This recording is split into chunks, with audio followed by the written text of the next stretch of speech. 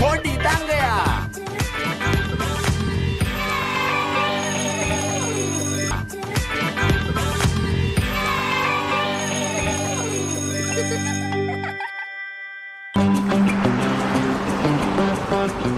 ඔය කම්මැලි ඇඟවල ටික හොල්ලනවලා තමන්ගේ ඇතුළේ ඉන්න වීරයව අවදි කරන්න ඕනේ. හරියට ඔය ටික කරනවලා 1 2 අපිට ස්පෝර්ට්ස් එකේ හොඳ ලකුණු ගන්න ඕන. මේ ටීචර්ත් එක්ක ස්පෝර්ට්ස් කරලා බැරි වෙයි. හරි ඊළඟ පීරියඩ් එකට වෙලාව හරි. අපි යමු. නවතිනවා. මම ඕගොල්ලොන්ට හෙට කරන් එන්න හෝම්වර්ක් දෙන්නේ නැහැ. හෝම්වර්ක් ස්පෝර්ට්ස් වල නෑ. ඒක නම් ඉස්කෝලේ තියෙන රූල්ස් වලට හරියන්නේ. එහෙමද? හැබැයි හෙට පළවෙනියටම ඔයාලා හැමෝම තමන් චැම්පියන් කෙනෙක් කියලා හිතාගෙන මේ ක්‍රීඩාව හරියට පෙන්වන්න ඕනේ. තේරුණාද? ඕගොල්ලෝ මේ ගන්න ලකුණු ඉස්සරහට ගොඩාක් වැදගත් වෙයි. ඒ හින්දා ඕගොල්ලෝ හරිම ක්‍රීඩාව තෝරගන්න. බැඩ්මින්ටන්. හරි. හැබැයි ඕගොල්ලෝගේ මට හොඳම පාරවල් දකින්න ලැබෙන්න ඕනේ. හරිද? සොකර්. හොඳයි. හැබැයි ඉතින් ලකුණු ගන්න නම් හොඳ ස්පීඩ් පාරවල් ගහන්න වෙයි. හපොයි.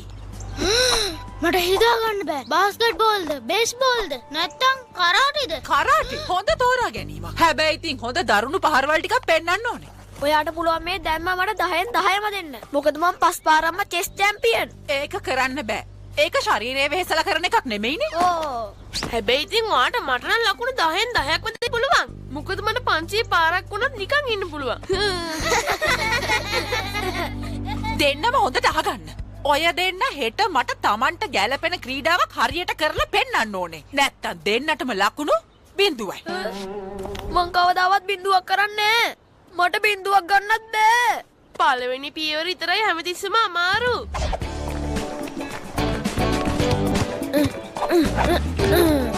හරි.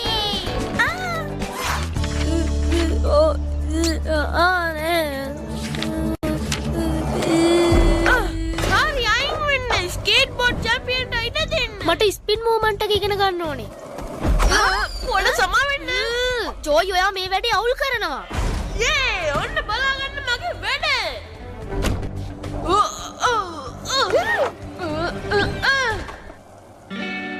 ජොයි කවදා ඉඳලාද අපි ඔයාලට අවසර දුන්නේ ඉස්කෝලේ ශාලාව ඇතුලේ ස්කේට් බෝඩ් පදින්න? අපිට ස්පෝර්ට්ස් වල හෝම්වර්ක් හම්බෙච්ච වෙලාව ඉඳලා.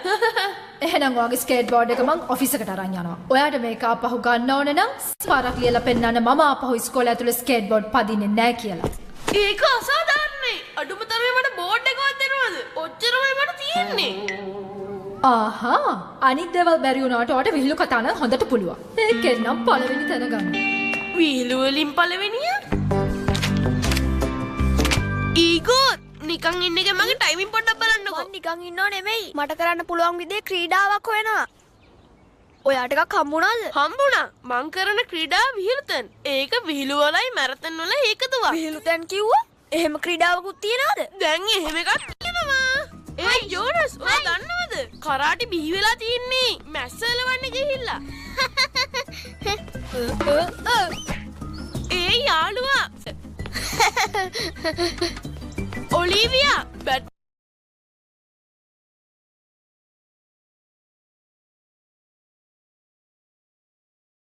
බින්දුවයි.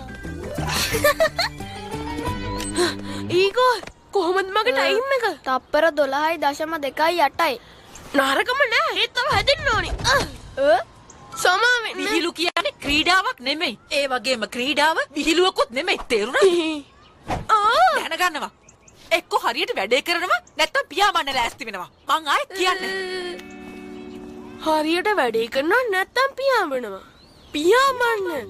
හරි මට නියම අයිඩියා එකක් ආවා.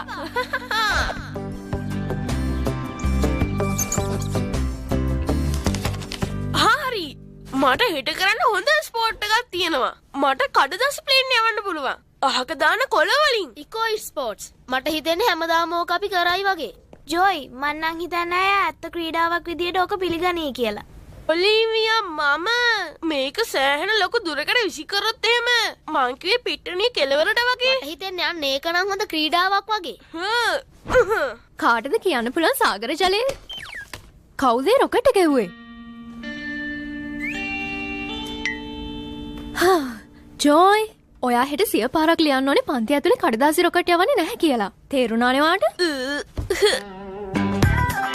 පොඩි දංගයා පොඩි දංගයා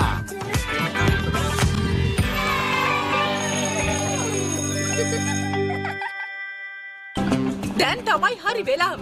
අපි බලමු ඕගොල්ලෝ තෝරගත්ත ක්‍රීඩාවේ දක්ෂයෝද එහෙම නෙමෙයිද කියලා. දැන් පටන් ගමු.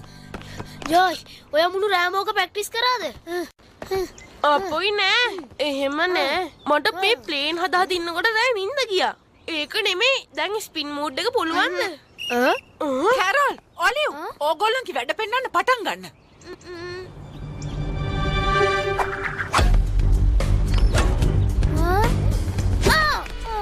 ඔලිවියා, මේක ඔයාගේ අන්තිම අවස්ථාව.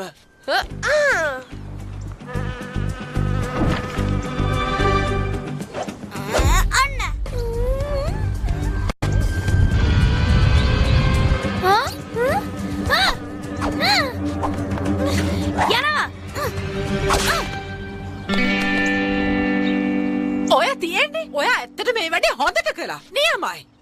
ඒයි, කවුද රොකට් එක?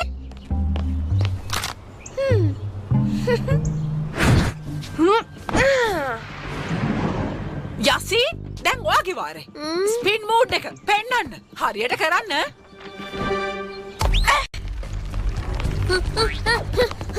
මං එක්කලා ඔයා කළා. හරියටම හරි. හොඳට වැඩේ කළා. ඒ කවුද මේ විදිහට මේ රොකට් එවන්නේ? ඒ අපේ ජෝයිනේ. එයාවත් දන්නේ නැතුව ඇති එයා අපිට උදව් කරා කියලා. ෂා ඉස්සරහට මෙහෙම නැත්තට මෙහෙම ආයමත් මෙහෙම දැන් මම මොකද කරන්නේ හයියෝ. හරි. දැන් ඉතින් මේක තමයි හොඳම එක.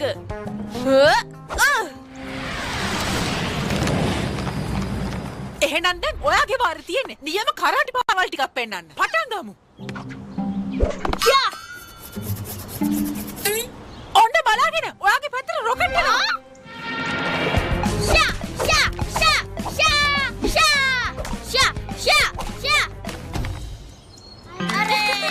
අන්න එහෙම තමයි චැම්පියන්ලා.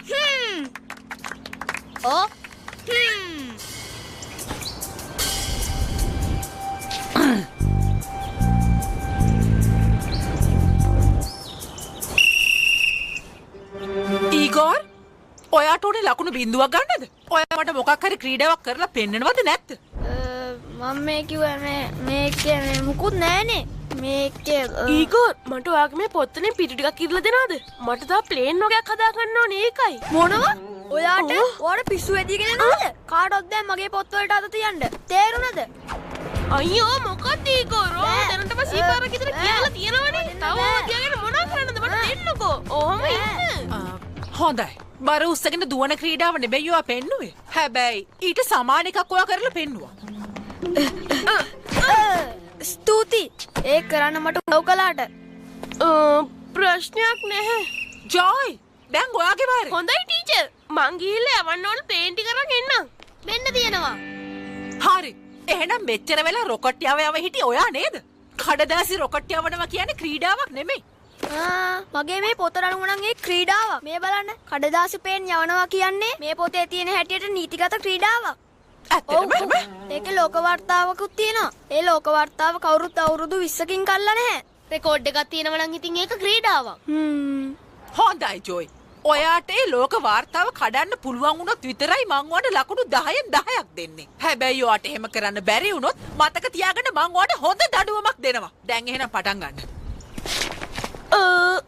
මං හිතන්නේ යාළුවා මං හිතුවරදා ඒක පොඩ්ඩක් අමාරුයි වගේ. ඒහාන ජෝයි. ඔයා හොඳ ස්පීඩ් එකක් හදාගත්තොත් තමයි ඕක කරන්න පුළුවන්. ඔව් ඇත්ත. අපිට පුළුවන් අධිවේගී ප්ලේන් එකක් හදන්න. ගොඩාක් වේගෙන් එන එකක්. ජොයි, මොනවද බලන් ඉන්නේ? දැන් පටන් ගන්න. ගොස්ලින් මිස් මට කියන්න අමතක වුණානේ. මිස්ටර් බ්ලැන්කින් නෝඩ එන්න කිව්වා කැඩිච්ච දොරක් හදාගන්න. ඉක්මනට යන්න. එයාට ඒක තනියම කරන්න බැරි වෙයි. ඇයි මගේ ක්ලාස් එකේම හැමදාම මේ වගේ දේවල් වෙන්නේ? ඉක්මන් කරන්න ජෝයි. අපිට වැඩි වෙලාවක් නෑ. එයා ආපහු එයි. ජෝයි අපිට දිනන්නවා උදව් කළානේ. ඉතින් ඔයාටත් දිනන්න අපි උදව් කරන්න. හරි පුදුමයිනේ. මට කතා කරා කියලා කිව්වට එයා ඒ පැත්ත පළාතකවත් නෑනේ. එයා කොහෙ?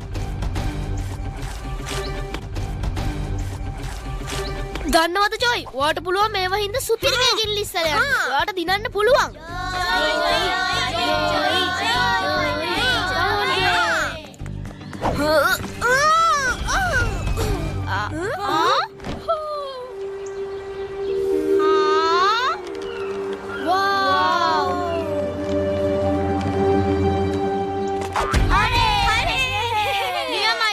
හොඳට රොකට් එක යවුවා. නියම චැම්පියන් කෙනෙක් වගේ ඔයා එක කෙරුවා. ඔයාට 10න් 10ක් ලැබෙනවා. හැබැයි කරපු වරදට ඔයාට පොඩි දඬුවමකුත් ලැබෙන්න ඕනේ. මේ ඉන්නේ අපේ හැම දෙයකටම චැම්පියන් තමයි. පේපර් ප්ලේන් චැම්පියන් වගේම පනිෂ්මන්ට් කන්නත් ඔයා තමයි චැම්පියන්. ඔව් ඒ දෙකටම මට අමුතුවෙන් මහන්සි වෙන්න ඕනේ නෑනේ. ඕව දැන් මට පුරුදුයි.